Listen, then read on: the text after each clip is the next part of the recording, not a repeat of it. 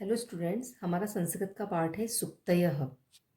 सुक्तियाँ जो है वो पूर्व जनों के अनुभव के आधार पर बनाई गई हैं और कुछ प्रसिद्ध सुक्तियाँ इस प्रकार हैं और उसका अर्थ भी दिया गया है। न दत्वा परिकीर्तियेत, दान देने के बाद ढिंढोरा नहीं पीटना चाहिए। गुणा विनयेन शोभन्ते, विनम्रता से ही गुणों की शोभा होती है। अजीर्णे विषम भोजनम, अपच होने पर भोजन भी जहर होता है। अपच मतलब पेट में अगर इंडाइजेशन हो जाता है तो उसमें भोजन हमारे लिए जहर के समान हो जाता है। कष्टः खलु पराश्रयः, दूसरों के अधीन से कष्ट ही होता है।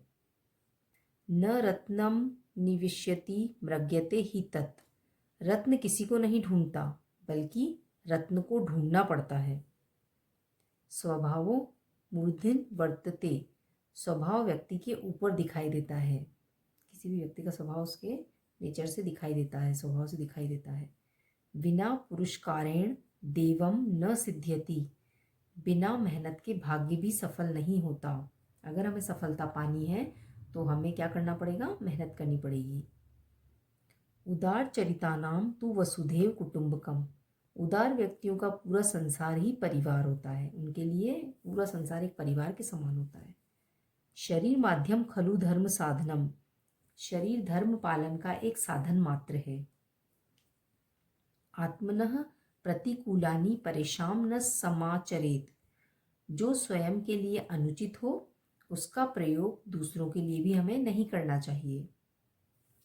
अप्रियस्य च पथ्यस्य वक्ता श्रोता च दुर्लभः, अप्रिय किंतु हित चाहकर बोलने और सुनने वाले दुर्लभ होते हैं। अप्रिय लोग होते हैं किंतु हित चाहकर जो बोलते हैं हमारा भलाई सोच करके, ऐसे लोग दुर्लभ होते हैं, आसानी से नहीं मिलते हैं। एकम सद विप्रा बहुधा वदंती, एक सत्य को विद्वान अलग अलग प्रकार से बोलते हैं। न कूप खननम प्रदीप्ते वहीना ग्रहे, घर में आग लगाने के बाद, लग जाने के बाद कुआं खोदने से कोई अर्थ नहीं होता है, मतलब कोई फायदा नहीं होता है। बलि बलम व्यक्ति न व्यक्ति निर्बलः, बलवान ही बल को समझता है, निर्बल नहीं समझता है। पयः पानम भुजंगानाम केवल विषम वर्धनम, सांपों को दूध पिलाने से केवल उनका जहर ही बढ़ता है। गतस्य शोचनम नास्ति, गतस्य मतलब जो बीत गया उसके बारे में हमें ज़्यादा सोचना नहीं चाहिए। अब इसकी एक्सरसाइज है, मौखिक में यहाँ पर सुक्ति का उच्चारण करना है आपको और एक सुक्ति अर्थ सहित लिखनी है। प्रश्न 2 है, अधोलिखिता नाम सुक्ति नाम अर्थोलेख्य। यहाँ पर सुक्तियाँ दी गई है तो इन सब के अर्थ आपको लिखने हैं। ये सब पीछे आपको दिए गए हैं तो वहीं से आपको देख देख करके इसको लिखना है। लिखित में है, पाठ में कोई भी 2 सुक्तियाँ आपको लिखनी है, कोई भी 2 ढूंढकर, और एक सुक्ति का आपको अर्थ सहित लिखना है दूसरे क्वेश्चन में।